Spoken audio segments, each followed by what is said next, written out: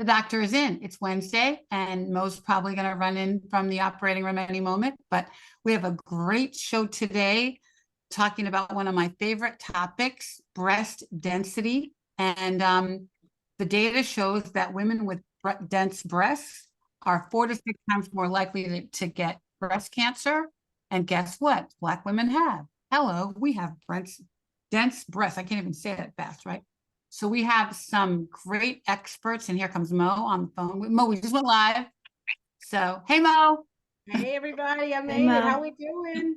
Good. How are you? So we're just Happy talking about Your Density Day. Your Density Day. And I was just saying we have some great experts to talk about it and educate you and tell you what it is, and then tell you how you know if you have it. I believe the data also shows that 50% of Black women have dense breasts or more, right? And you guys can help me, correct me if I'm wrong. And most young women have dense breasts. And guess what? Black women ages 20 to 29 are 53% more likely to get breast cancer. And you don't know you have a dense breast. You can't just go like this and feel them. It doesn't work. Right? You have to have some kind of screening device like a mammogram and that's the standard of care screening device to understand that your breasts are dense. So let's kick it off and introduce our wonderful, wonderful Leslie friends. All right, Leslie, I think Leslie should start. You're kind of the reason for sure. Yeah. For why we're here. How did this day come about? Oh my gosh. Thank you so much for having us on the show. I just feel blessed to be able to cap off our big day with you all. So today is the 4th annual Find Out My Breast Density Day that My Density Matters just does every February. We picked February because, well, number one, it's not October. And there's a little less. We love that. And we just wanted time to focus on breast density and highlight the topic and let everybody know that they need to know their density and why that is. So we've done it a bunch of different ways. It's different every year. This year, we recorded our first TV talk show where we released a couple of new tools that we have. One is called Check Your Chart, and it's online now. You can do it on your phone. It looks like AI, but it's not AI. It's all very, very much scripted, controlled answers to people's questions that they may ask. So that's one thing that we did today, and I think that there'll be links in the comments as we talk here. And then another one is we have a little breast cancer screening guide. It very much follows what the ACR recommendations are. You answer 4 or 5 questions and you get kind of a guide, for instance. So like if you're 25 and you're taking the guide, it will tell you, hey, the ACR recommends that you get a risk assessment now. So it's basic things like that people can answer about themselves and kind of get some guidance as to what their screening should be. And that's sort of our first revision out on that. So we're super excited. We're always trying to come up with creative, new, different ways for people to learn about this. And so that's what we're trying to do. And we love you guys, and we're so glad to be here. Last thing, and then I want everybody else to talk and for me to zip it. But I have one more thing. On Sunday, we're going to be taking snippets of the show that we're doing right now, and we're going to have an in-person event in Beverly on Sunday. And so in the comments also will be a flyer for that and sign up for that. So if you're in that area at all, please attend. It'll be a really good, informative, and fun event ending with line dancing. Always got to have fun. Fun is the thing. Tell me that. I would have gone to Chicago. I know, because you are a good line dancer, Ricky. I've seen it in action. It's true. with Ashley. Ashley. All right. So Ashley, you go, and then I want to start back though and define breast density, Mo, with your TV analogy. So we can go there. You still want me to go, Ricky, or do you want to go ahead. Go ahead. Oh, okay. Go ahead. So I'm Ashley Dedman. I am the director for the American Cancer Society National Breast Cancer Roundtable. So I'm super excited to be a part of this conversation. I am also clearly a Black woman. I carry a BRCA2 gene mutation, and I previously had dense breast prior to my preventative double mastectomy to reduce my risk of breast cancer. So it was not only me as a Black woman, but also knowing I had dense breasts. I also had have a mutation, and really just navigating my early initiation to screening and just making sure that I had everything that I needed to protect my health. So excited to be a part of this conversation professionally and personally, and looking forward to learning from everyone on this platform today. And Leslie and Ricky, thank you for having me. Absolutely. Great. Leslie, you want to introduce your lovely friends? Yes, I would love to. I have a couple of special guests here other than the regulars and Ashley, who just introduced herself. First, Dr. Kirti Kulkarni from the University of Chicago. She is a breast radiologist and so many other things, and I'm going to let her list those things. But Dr. Kulkarni is also a medical advisor for My Density Matters, and I'm thrilled that she's here today to walk us through this conversation.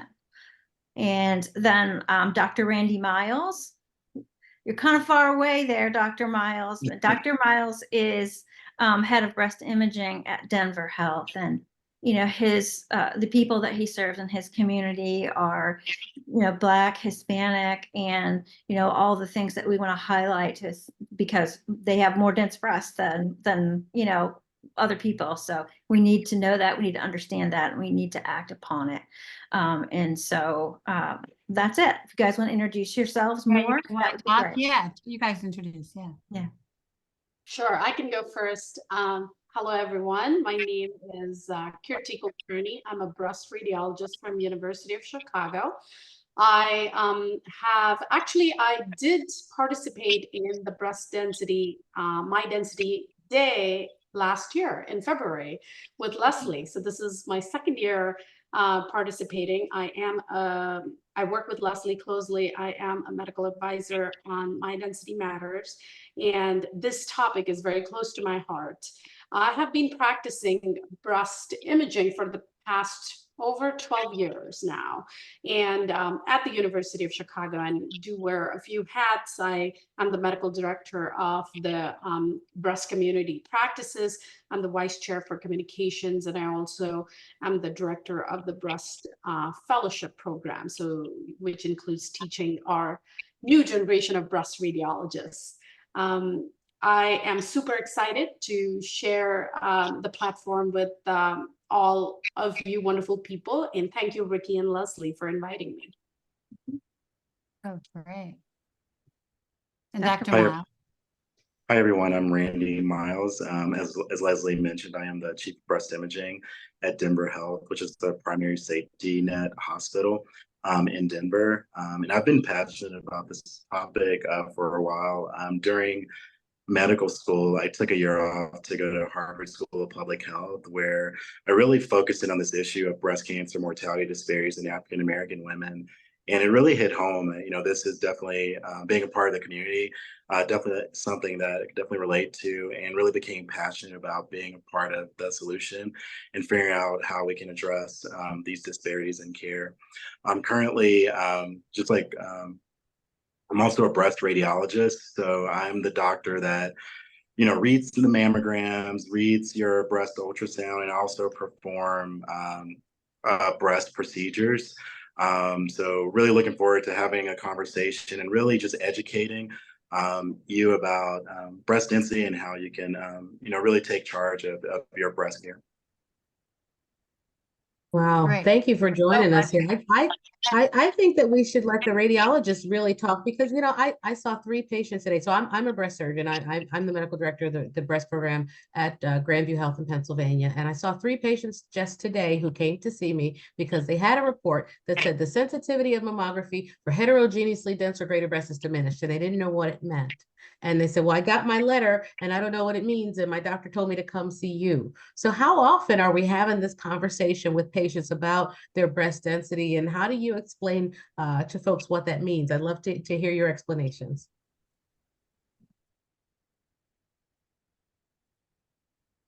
Who wants to go? I can jump in. Nearly 50% of women have dense breast tissue, which means heterogeneous. On that report, it would either state they have heterogeneously dense breast tissue or extremely dense breast tissue. And I know there's been a lot of education on the topic. When we talk about dense breast tissue, it's pretty much just the ratio of fibroglandular tissue that we see on your mammogram to fatty breast tissue. So if that ratio is more skewed towards dense breast tissue or more fibroglandular tissue, then you're considered to have dense breast. So that letter Hey, you Dr. received. Miles, remember what I told you? I would tell you to break it down. That's Oh, a word sure. that most people can't spell. So break it down, please. Okay. So if you have fibroglandular word. tissue, okay. Fibroglandular tissue in general is composed of, a lot of the elements such as like the ducts within the breast and some of the stroma or the supporting structures of the breast tissue. So on a mammogram, that fibroglandular tissue, which consists of your ducts within the breast and the supporting stroma, it appears white on the mammogram. Unfortunately, cancers that develop in the breast also have that same color or same appearance on the mammogram. So because they have similar color or appearance on the mammogram, they kind of can blend in together where they can obscure or hide breast cancers. So that's the reason, density is so important because if you do have more dense breast tissue, it increases the likelihood that a cancer may be missed when it is very small. Thank you you. want me to, I'll stop there. Yeah. Dr. Kirti, how do you break it down for folks who ask you about breast density? You're on Instagram Live, you're doing your live, and Yeah. somebody says, what does that mean? So very similar to how Dr. Miles mentioned, I usually say breast is made up of fat, glandular tissue, and ducts. And depending on the ratio of the fat versus glandular tissue, you determine this is how your breast density is determined. It's something you're born with, and it's not something that gets influenced by what you eat, how you look, what you wear. I think I always emphasize that because people think it's me. Is there something I could do to change it? That is a different discussion that sometimes breast density can change, and we can refer to that later, but the density that you're born with is what you're born with. It's not something also what you can feel. So by physical exam, one cannot determine what your breast density is. It is something that is seen only on a mammogram because that's how we can differentiate the fat from the glandular tissue. And in the past, we used to use this sort of subjective assessment. Visually, I feel that it's about 50%. Maybe it is, it's less than 50%, more than 50%. But now we have quantitative, softwares that are built in, and they are available built in our dictation system. So when you get a mammogram, it actually spits out the breast density based on actual mathematical calculation. How much of it is white versus how much of it is fat. And there are 4 types of breast densities: A, B, C, and D. A means it's very fatty, which means, there's most of it is fatty breast tissue. B means it's scattered fibroglandular densities. These are the terms. C is heterogeneously dense, and D is extremely dense. When it is C and D means that there is more glandular tissue, there is more white that's seen on the mammogram, and cancer could hide behind it. And those are the cases when we tell them, this is your breast density. On our form, I actually circle the breast density whenever I get a chance to talk to patients. The problem is that when patients get screening mammograms, we don't get to talk to all our patients, right? So radiologists are typically the ones who sit in the dark room on the day they're doing screening mammograms, and they're reading the mammograms that are done either the previous day or a few hours before, or a couple of days earlier in the week. But diagnostic mammogram is when I'm actually talking to a patient. It's like a clinic, and I get to talk to the patient, interact with the patient, do an ultrasound, do biopsies, and actually explain to them. So Dr. Gary, when patients come to you looking at the report, it's because probably they get to talk to you more than a radiologist. And I feel, how can we increase that mean of communication? That's always been something dear to me, because one way for me to communicate is by communicating to my medical fraternity, like Dr. Gary and other primary care physicians, OBGYNs, and tell them, what is it that I want to say when my report says C or D, and what are the implications, and what is the next step? And then there are groups like My Density Matters, who have these wonderful platforms like Check My Chart and other softwares that are available. And that's going to also empower the women to know what to do next. But we are always welcome to answer questions that a patient might have. It's just that, unfortunately, when it gets a screening mammogram, I don't get to talk to a patient directly. So And how I does think the it's patient necessarily why. know? Yeah, how do they know? They get the letter. Some facilities will talk to them about or let them know, others don't. Like I know we just passed a law in Maryland where they have to, and which is a great thing, tell your density. But I don't think that's true for a lot of the country. Yeah, there are Not about every 80 state.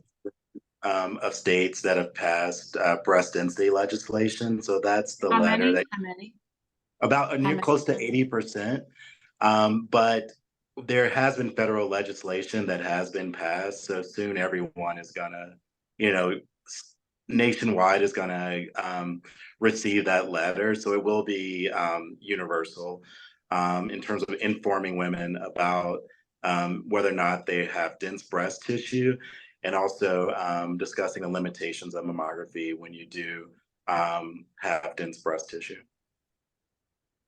I think that's So if really you're not important. hearing And that, the other people would tricky be part, though, Ricky, is that, we tell women how dense their breasts are, but there isn't uniformity in terms of the guidelines for what they should do about that breast density. So we're giving them information, but then kind of the follow-up on that gets a little bit gets a little hairy. I want to go back though to something Dr. Kirti said, because she dropped a bunch of gems. And if you don't know, you're gonna know, which is number one, your density is not based on the clinical breast exam, or when you go to your gynecologist or your PCP, if they're even doing a breast exam, and they go, yeah, you got Right. dense breasts. And every woman I talk to, when you go to different events, they say, oh, the doctors told me, they always told me I have dense breasts. Well, the only person who should be making that determination is probably the two people on this screen with us, right? The radiologists, the imagers, because you can't tell just with your hand. And so it's really important for women, when you go to see your gynecologist or your PCP and you're going through your health history, to ask, well, what is my breast density? I've always heard I have dense breasts, but what is my density? And they can pull up your mammogram report and they can go over that and they can show it to you. So it's not something that just goes by the feel. And I think that's a really important myth that we need to debunk here today. And the second part of it is that, when do women find out, or how do you learn about what that means? And I don't think we do a great job as a medical community of conveying that to people while they're, let's say, in the waiting room, right? We could have a nice little Slim Jim or something on the wall, diagrams, things like that. I know we've got some posters and some stuff we're going to put in the chat where you can go and print out for your breast waiting rooms, right? But we should be explaining that to people before they're imaging so that they can know to ask about their density and understand those mammogram reports, because you may not get the chance to talk to a radiologist unless they're looking at something specific. And so there's a role for some advocacy work to be done there in our imaging centers also. I think those are great points. I do want to clarify. I want to add to what you're saying in terms of the actual letter. With these letters, the person who read your exam, whose signature is on it is the breast radiologist who read your exam. So even if you don't see that breast imager on that same day, if there's questions about your actual report, or even if it's density, you always can contact the breast imaging center and ask questions as well. You know, especially here in our division, we quite often, you know, will get calls from patients and really discuss with them what their reports mean, you know, what breast density, what that is, and why they received their letter. And we also we have created some educational materials that are in the waiting room. Sometimes those aren't, sometimes some centers have educational materials so that aren't readily visible. So if you do have questions, you know, ask the front desk, like, do you have some educational materials on specific topics, or are there any helpful information about breast imaging or breast care that may be helpful? Because the center may also provide that information as well. I think also if you do get a letter and it doesn't say anything about breast density, you may live in a state where it's not being reported to you. So in that case, definitely call the doctor and definitely have a conversation, because they may have information that you're not getting because it's not allowed by the state. I mean, they're not provided by the state. So if you don't have a statement about your density, ask the question for sure.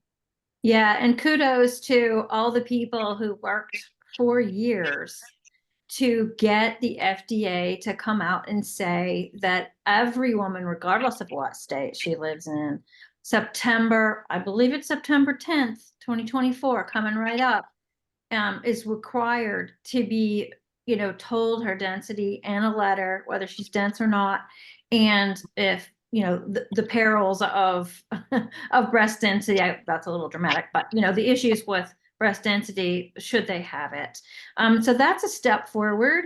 And it's part, you know, it's part of the equation, but it's not all of the equation, because then, you know, what do you do with that information? Part of why we created the Check Your Chart program is to get people into their portal. And then once they're in their portal, they can message their doctor, you know? So it just, we're trying to get it, the conversation to flow so that the conversation can be had with the right doctor at the right time with the right person. Not easy, but that's the idea. That is I was great. gonna echo the same sentiment that Leslie brought out, was the FDA, you know, passing the law. And I think it's important that all women need to know their breast density. It's mandatory for the you know, medical community to tell the patient. So the reason I use the word medical community is it could be the breast specialist, it could be the primary care physician, OBGYN, it could be the radiologist given a chance of interaction. But otherwise, it's important for them to know where to find that information and to look for letters C or D, or look for words like heterogeneously dense and extremely dense. And typically, we have a disclaimer whenever we have these densities. We do say what the next step is, because if you have this density, our report and the letter will reflect what the next step should be. And that is that we recommend some form of supplemental screening. And at our institution, we, for an average risk woman, we recommend an automated whole breast ultrasound. And anyone who is high risk, anyone who has a, you know, family history of breast cancer, some sort of genetic mutation, history of any prior biopsies that show any atypical cells, or there's a list of high Ashkenazi Jews. And, you know, being dense also puts you at a higher risk, because that increases your risk of developing breast cancer by 2 to 3-fold. So breast MRI is another option. And at University of Chicago, we have a dense breast MRI research study. So we encourage these women to be a part of the dense breast MR study. So they don't have to worry about the insurance company paying for it, and the research study pays for it. That's great. Can I bring up a topic that Ashley, I'm sure, can speak to? Is so what if you're not 40? What if you can't get a mammogram? You know, and you know, we know that Black women under 35 get breast cancer at twice the rate, die at 3 times the rate. Black women ages 20 to 29 are 53% more likely to get breast cancer. And, you know, right now the mammogram guidelines are not in our favor. And, you know, if you're young and, you know, you do have a family history or you don't know if you have a family history. We had a patient call today and she didn't know her parents. And she said, well, what do I do? I'm 32. I don't know what, you know, I said, well, err on the side of risk, right? Know your breast, talk to your doctor about it, get a risk assessment. But what do we tell people? I mean, we're trying to do things at events and educate around that with DEXA scanning and you know, Mo's been helping us with that as well. But it's a bad place to be as a young Black woman now in the state of breast cancer. It's tough though. Sorry, I'm gonna let you weigh in, Ashley, and we can continue the conversation because I guess the real question is also sort of what's being done to try to overcome the limitations of mammography for density Yeah. and you know where are we with the guidelines for younger women and what will it take, right? Because U.S. Preventive Task Force says there's insufficient evidence. So what Yeah. is sufficient evidence and what is that going to look like for us, I guess? Yeah. I know our with our most recent guidelines, we're seeing that cancerous breasts are being diagnosed younger and younger.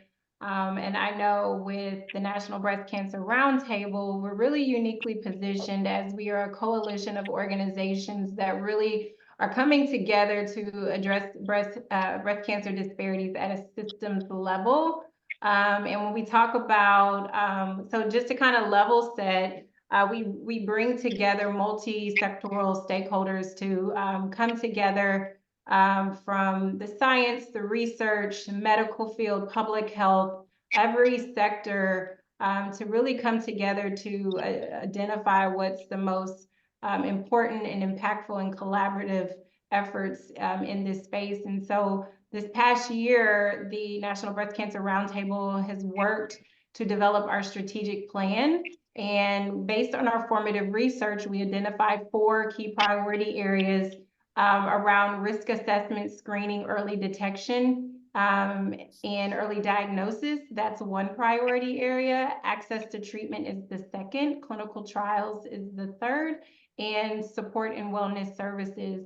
And when we zoom in and double click on our first priority area around risk assessment, risk reduction, screening, and early detection, try to say that 5 times fast. We are focused while we're going into implementation this year.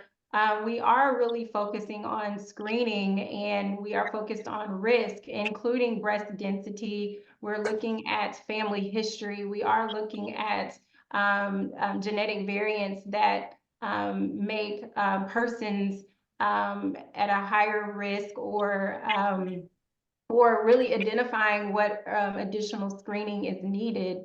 And so we're really positioned, and having Leslie and Ricky, a part of the roundtable, really helps us to stay focused as we are beginning to do this work and we start to peel back these layers of risk. Where our different focuses need to be, because we can't just focus in genetics and leave out density, because I think of someone like myself, I am a C and I'm also a BRCA2 mutation carrier.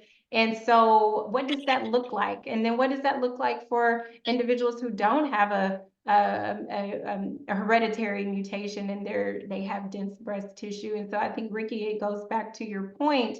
I think it's always important to have breast self-awareness, know what is important for your breast and what's normal, and being able to communicate that and articulate that to your doctors and your physicians and your and healthcare team. It's important to talk about family history. It's important to know your family history so you can get genetic testing. So there's so many different layers. I think what's important is that we have to let people know that that there is this space where if you don't have a family history, you don't have a risk, that does not mean that you don't have to care about your breast health, because you do. And so I think that's what's so important about platforms like this, is that that people fall into so many different categories, but I think the importance is we keep the conversation going. I mean, I think it's important that people know what the role of radiologists and what they do. And so I think a lot of times we are seeing with physicians like Dr. Mo, and we don't see the radiologists. And so I think it's good to see how our clinicians work together and they collaborate together, because the patients may not always see that. And so it's really good to see everybody functioning and working together in this network for the patient. Thank you, Ashley. I mean, Yeah. and thank you for giving an overview of what the roundtable is going to do. And I just want to say I have really high hopes about the roundtable in the round that we're talking about, because as Dr. Mo said, we have gaps. We have gaps for women with dense breasts, and a lot of places we get stories every day where they'll take the information. We empower the women, then they go back to their physician, and the physician goes, "Oh, you're fine. That's a gap." Oh, Okay, so that you're happens. totally- And then the yes. younger women, like, what about Yes. those women 25 and up? We're supposed to get a risk assessment, but who's doing it? And then also, is the risk assessment all encompassing also? So there's a do lot you of know gaps that I about think that? we can fill. How do you even know you need a risk assessment? That's part of the education Right. that we do. Yeah, How do you know? I mean, absolutely. Amanda, Probably my older everybody daughter, should get one, right? Yeah, Starting at age 25, and a lot of the Yeah. software and imaging centers does it now for us. I know, not in my particular center, but some of the ones around in my community and service area. And I do wonder how accurate it is, and does it take into account updated family history and who puts that data in? But there are some ways to try to get that information to people so that when they get their imaging, their mammograms, they're going to get that risk assessment as well, so they can know, do I fall into an above average or a high risk category? But if you're, let's say, too young for a mammogram, then it's up to your primary care or your gynecologist to do that. And Right. we're really starting to impress upon the practitioners how important it is to do that risk assessment, because that's where you're going to catch a lot of the young women who may be too young for their mammograms. Sometimes you catch them through that family history tool and through, really assessing what their level of risk is. Let's let the docs weigh in too. Go ahead. Oh, yeah, go ahead. Go ahead, you want to Yeah. weigh in? Well, I just wanted to weigh in terms of like it's been stated earlier, by age 25, that discussion with your PCP or gynecologist about having a proper risk assessment is really important.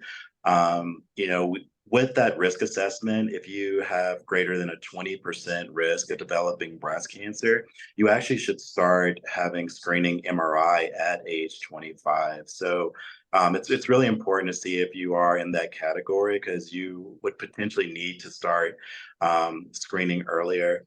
If your primary care doctor or gynecologist doesn't have access to those tools, you shouldn't necessarily stop there. You can definitely ask for either a referral to like a breast specialist to have that risk assessment, or ask for guidance in terms of how you can be referred to have that official risk assessment, because that can be very important, especially if it is determined that you are high risk. I know So one. I have a living example. I'm sorry, Ash. My 38-year-old daughter is having a prophylactic mastectomy on Monday. And she had a risk assessment probably she started the process to try to get a mammogram at 38 last June. That took 3 months to have happen. She had a risk assessment. Her risk was 37%.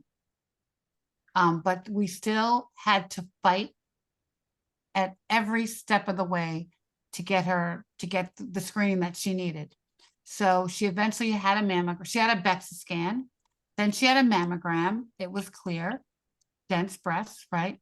Then she had an MRI. It identified a cyst in her left breast, which is how I started 12 years before I had cancer. And then they sent her to have a sonogram, and that showed another benign cyst. So she kind of was on the same path I was on, whatever, years ago. So 20 years ago, but we had to fight every step of the way. Now this is what I do for a living. This is my God job. So she had all the support in the world. We had Mo on the phone. We had Dr. Regina. We had all of our docs helping us out to try to fight this fight with her insurance company, but she had to fight every step of the way to get the surgery that she deserves. And now her risk assessment, probably will be different now that we know that she has 2 benign cysts on her breast. I don't know. You guys, you doctors can tell me. Would that go up even higher? So it's not easy. And Amanda is very privileged to be able to have the care that she has, the insurance that she has, and the support that she has. So young women are out there not even being aware of a risk assessment and then not knowing the fight they're going to be up against to get the care they deserve. So it's hard. It's a hard thing. That is definitely one heartwarming story, Ricky. I don't know how you guys managed to get all the support and get everything lined up. Must have taken a lot of energy, effort, 6 calling months. the right people, insurance companies. And Yeah. some people give up through this, right? They just give up or like, we'll deal with it later. And then there's a cancer that is developed in the meantime. And now going through chemo and radiation and the cost associated with it. So having to understand and prevention is so much important. And I think I would like to support what Dr. Miles mentioned, that starting early at the age of 25, women, whenever they meet with the doctor, have to have a conversation about breast health.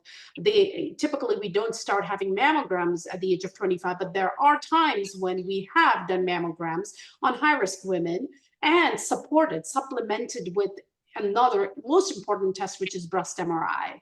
And that tells us a lot more information. It's done when you are given a contrast injection. And in high-risk women, you want to find small cancers that matter the most or will grow quickly. So trying to find the risk of a patient is really important. And risk changes over time. That's another crazy thing. So I think now we've sort of understood that screening mammograms do save lives. I still want to go back to the concept of screening mammograms starting at the age of 40, which is what is recommended by USPTF's task forces, and is something that a woman should be doing. And if you have dense breast, you want to get supplemental screening. But all that story is wonderful if you're an average risk woman. So how do you know about your risk is one question. And I think this might be the right time for me to tell a little bit about the WISDOM study. It's a study. Great. We love the WISDOM study. Right. Absolutely. I thought that this might be a good time for me to talk, because why do some women, in spite of getting yearly mammograms, still get breast cancer? And why do some women, in spite of getting, every year within those interval, might get an aggressive cancer? And why do some women who don't get mammograms, in 5 years, oh, I'm sorry, I forgot how many years ago, but they still don't get cancer? So the biology of the tumor and the genetic of what you're made up of is very, very important, right? So I just wanted to talk a little bit about the WISDOM study. It is a study that is, the aim is to recruit 100,000 women across the United States. Anyone who is a female between the ages, anyone who is a female between the ages of 30 to 74, 30 to 74. In the past, it was 40 to 74, but now they have lowered the age. Anyone between 30 to 74 living in the United States, a female with no personal history of breast cancer. If you have any prior history, then you're not eligible for this study. But what does this study do? It actually personalizes. This is something that we really want to know in the future. Would someone benefit from getting a mammogram once a year? Would someone else who's higher risk benefit from getting an MRI? Maybe you need MRI every 6 months. So what is the right formula, or how do you personalize this for each individual? And it's not just the test. It's also understanding the genetic makeup.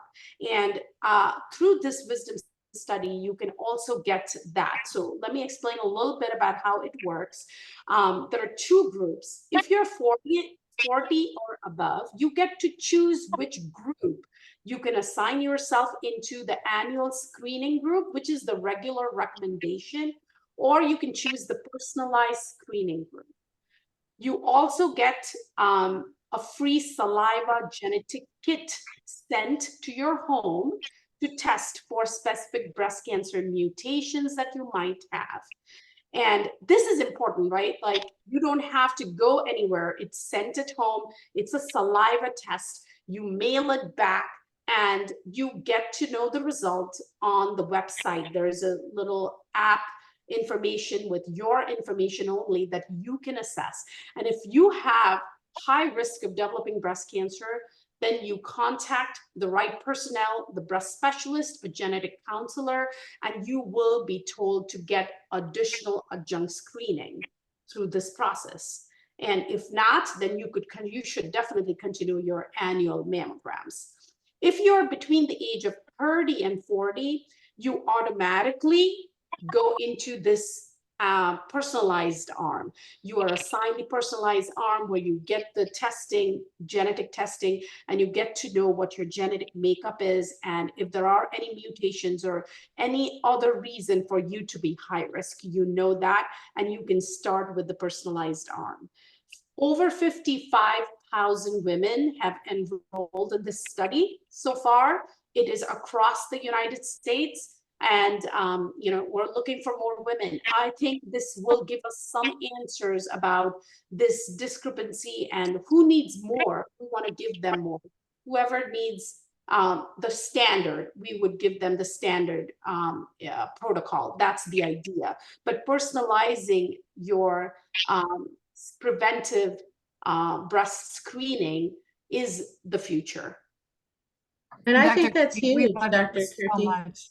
We put the link in the chat because, we want to emphasize the fact that clinical trials are not just for folks who have cancer, right? This is a trial for people who are unaffected, who want to know their risk, people who've been asking their doctors, well, what about this genetic testing? Should I get that done? This is a great way for you to begin to answer some of those questions for yourself and for your family, and really get to this sort of precision or personalized screening for you, because we're in the era of precision medicine, precision oncology, right? So why shouldn't our screening be more precise? And so I absolutely love the study, and we definitely put the link in the chat so that people can ask about this, and they can go to it, they could register for it online even, and that's And huge. I just want to say it is free. It's free. That's what I was going to And say. free. Perfect. It's free. Free is good. And free risk assessment, free genetic testing, all the things. And, we are all about clinical trials. We know that we do not have enough science for Black bodies, and we're dying because of it. And so everybody can participate in the wisdom study, and it's harmless, it's free, and it's going to help you. It's going to help your family. It's going to help you know your body better. It's going to help you with awareness. It is just a great thing. We partner with them a lot and do events with them a lot. We love them dearly. But again, all of us have the responsibility to participate in science for Black women. We all do. We all owe it to each other and to ourselves. How are we doing in recruiting an accrual of young women? Because they're not going to be recruited from their imaging centers because they may not, they don't get routine mammograms. So what are some of the efforts, and how are we doing in that effort, and how can, I guess, we assist and support in that effort? We're partnering with them a lot with Love of My Girls, doing events with Love of My Girls, and so we're attached at the hip for our most of our Love of My Girls events. So to get the word out to because we don't go to health events. We go everywhere else. We had a roller skating party in DC last week. We're doing an event in Oakland, some street fair, the Haley Found on Sunday. So we're out in the world looking for young women to do, just to educate in every way. But we take them with us. We're like so excited to, get women. Can we talk a little bit about AI and mammograms? And some of I had a woman who gave my office a call last week, and she said they offered me some AI interpretation and it was $40 extra, and I didn't know whether to get it. What are we talking and telling patients about AI and mammography, and how can they, what are the future implications? How's it going to, I think it's going to really help us to understand so much more in terms of interpreting the mammogram. But I'm curious to know, are there any recommendations, or, how do we educate people about what AI is doing in this space? got Dr. Mo, any- really quick, I was gonna say, Dr. Mo, really quickly, one thing I wanted to touch on when I'm hearing everyone speak, I think one thing that as a roundtable we're focused on with one of our strategies is really navigating individuals through their risk reduction options. And we know that navigation, patient navigation plays a huge role. It's an evidence-based role in not only breast cancer, but across all disease states.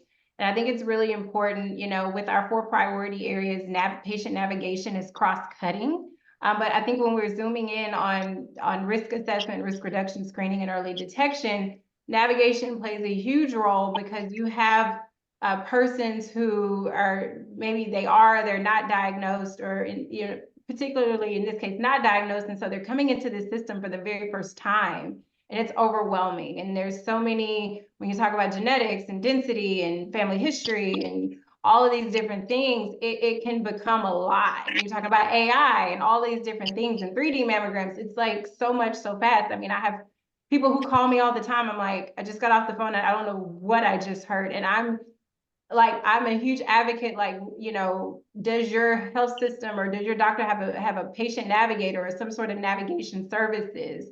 Because I think that's so important to really kind of just level set and guide people down their correct path. And so I just wanted to just take a step back, because when we're in this space of risk and risk reduction and risk assessment, navigation plays a huge role in this entry point of the continuum. Does, really Thank does. you. Hey, Dr. Miles, I see you posting about AI and all these things sometimes. And I wonder what you have to say about Dr. Mo's question. Oh, definitely. I definitely want to like hit on the importance of patient navigation just very briefly. I think it's really important. I think it's something that we've seen help our patients out tremendously in the area of education and understanding where to go for certain services. As a division, you know, we didn't have a navigator on service. And it was something that we really had to be very creative about how to fund that position. So, you know, we ended up just writing a research grant, asking a clinical question, and really utilizing external funding to help bring a navigator on service. So if there are any kind of clinicians or health systems like on this Facebook Live, you know, patient navigators are so important. And even if you don't have the funding through the hospital, there are some creative ways to get navigators on your staff. In terms of AI, I've done some work definitely in my prior role when I was at Massachusetts General Hospital, which is a Harvard affiliated institution, where there's a lot of research going on, a lot of funding going into creating these tools that can help support breast cancer interpretation on mammograms. I will say there isn't a defined use for AI in breast imaging. So even utilizing that term AI can mean so many different things depending on what clinician or what a researcher you are talking to. So if you are at a breast imaging center that is providing AI services, I think it's first important to ask, what is it being used for? For example, when I was at my prior hospital, we actually had an AI algorithm that would help determine breast density, which it, you know, standardized that assessment and allows to be have a standard assessment for breast density, which was a good thing. We also had a risk, an AI tool that determined, that provided a kind of a risk score by utilizing the mammogram only and to determine your risk of developing breast cancer at 1, 2, 3, 4, and 5 years. And that was something that was under, you know, utilized for research purposes.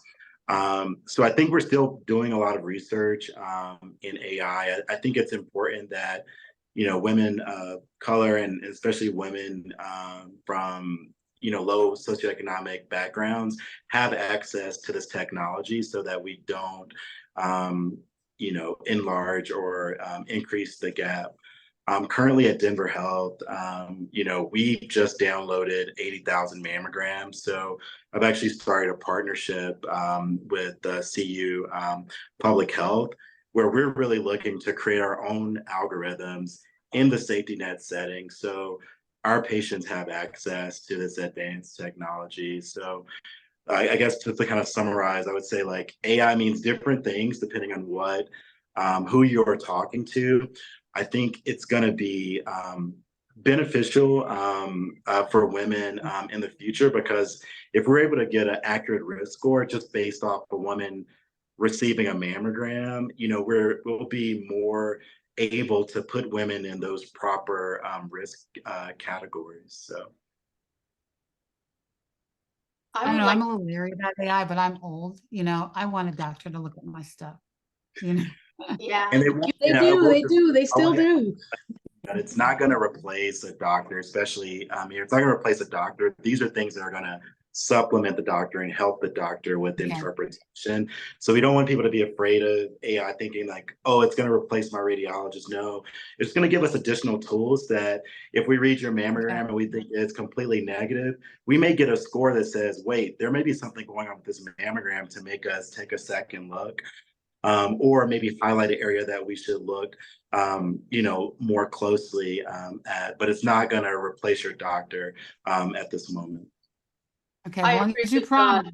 Dr. Miles that, it is, I think AI or deep learning, or I would use the right word that we currently use is computer assisted diagnosis, or CAD. Okay. That is something that has been around forever, right? Since the time when I was doing my fellowship and my training 10 years ago. So CAD, or computer assisted diagnosis, is my buddy. He works with me, or she works with me, and points me at That's certain good. areas that this might be something to look at. But Right, it right. is the doctor that eventually, summarizes the history, gets all the information together, assimilates all that information, and says whether this needs further workup or not. We're the radiologists of the new generation, so we embrace AI, and whether it's deep learning AI, like Dr. Miles said, whatever word is used. And it's not just in mammography. We use it in automated whole breast ultrasound. We use it in breast MRI. It is going to be helpful and enhance the way we work. And there are multiple ways of doing it. It will make us more efficient as well, right? So there's one woman now has multiple things that she needs to do. A mammogram, which, now I think Ashley mentioned about 3D, 2D mammogram. I want to emphasize that now everyone does a 3D mammogram. 3D mammogram is a stack of images, or from the patient's perspective, it's just a mammogram when the breast is compressed and you can hear the ding, and then you hear that you can breathe normally. But from the radiologist perspective, we get not just one image, but a stack of images, and it's like a cine, and it helps us differentiate, especially in dense tissue, if there is any underlying hidden cancer behind the dense tissue. This is fairly a standard now. Most of the institutions, private practice groups, imaging centers now have 3D mammography. Ask for 3D always. Ask for 3D always. Ask for And 3D. on your mobile units as well. If you've got a mobile van coming to your church, coming to your workplace, something like that, you definitely want to ask and make sure that that unit is a 3D unit. That's a really great point to bring out, Dr. Kirti. So what do we do? What should we say? What are the take-home points for folks who are watching today and they're saying, okay, it's Know My Density Day. Leslie, you want to give us some takeaway points on kind of what people should do from here? I'll start, and then I think we go around the virtual room. So our takeaway is always get a mammogram, find out your breast density, and advocate for yourself if you need additional screening, and that's if you're a C or D. And there are other things as well now. We've got a couple tools that we introduced today, Breast Cancer Screening Guide. You can take that as young as 18. And if you're 25 to 40, it will tell you to get a risk assessment and point you to one. Okay? Not perfect, but that's pretty good progress. So we want everybody to do that. Once you do get a mammogram and you have a mammogram report, check your chart. You know, we've got tools, and Dr. Mo's in it, and Dr. Kirti is in our tools of educating people about how to check their chart.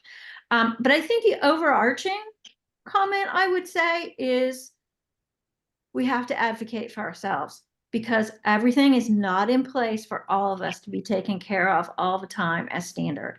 It just isn't. We wish it was. It's not. So we must be educated, and we must advocate for ourselves. That's the overarching message that I see here. I don't know. You guys jump in. What do you think? So I'll say, leading a national coalition, it's all of our responsibility, whether you're a provider, a clinician, a head of an advocacy organization, you own a beauty shop or barber shop, or a pastor of a church. It's all of our responsibility. When we talk about education and collaboration and communication, it has to be done with everybody at the table. So we're taking, the information that we hear from people like Dr. Mo, Dr. Kirti, Dr. Miles, and we're translating that into a way that our community members and our families can understand in a culturally sensitive and a culturally relevant way, so that when that time does happen, when they have to, they have that entry point into getting screening, that they have some pre-existing knowledge going in, and that education is continuing, so that they are informed and equipped and empowered to be able to make health decisions. So it's just not one person or one sector or one individual or one organization. It takes all of us. These are conversations we should be having over lunch, and having at the barbershop, and having when we go get our nails done. And so I think when we lead with the approach of it's all of our responsibility, I think we hold each other accountable. Thank you.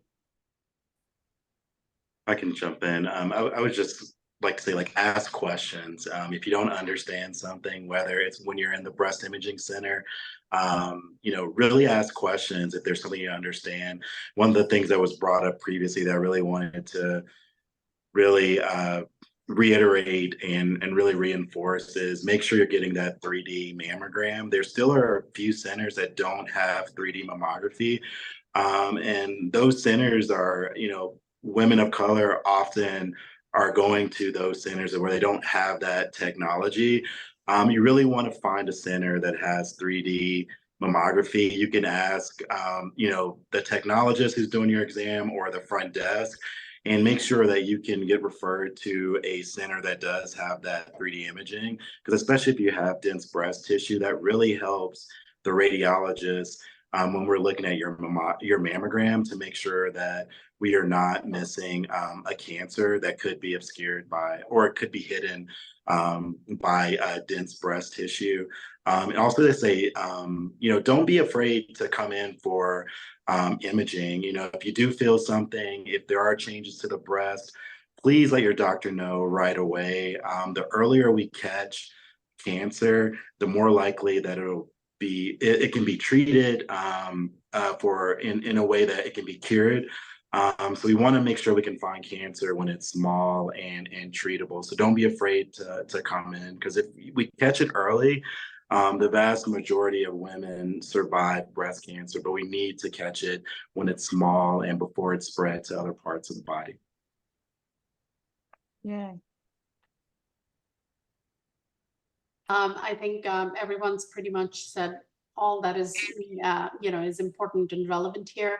I just want to give some data that, 1 in every 8 women get breast cancer. Annual screening mammogram data that we have, when you get a screening mammogram, age 40 to 79, mammograms reduce mortality by up to 42%. This is data out there. So it's huge. Get your mammogram every year. And that is definitely starting at age of 40. But before that, starting at the age of 25, start asking questions. What is your risk? understand your risk early on. There are various tools available to get your risk. It could be a saliva test, it could be a list of questionnaire, it could, and understand, you know, what your family history is, come up with all the answers to those questions and get your risk assessment. If you are high risk, then follow the guidelines for a high risk individual. And right Wow. now, the guidelines from the task force are Black women are at high risk. Yes. Inherently, we don't have any standards right now.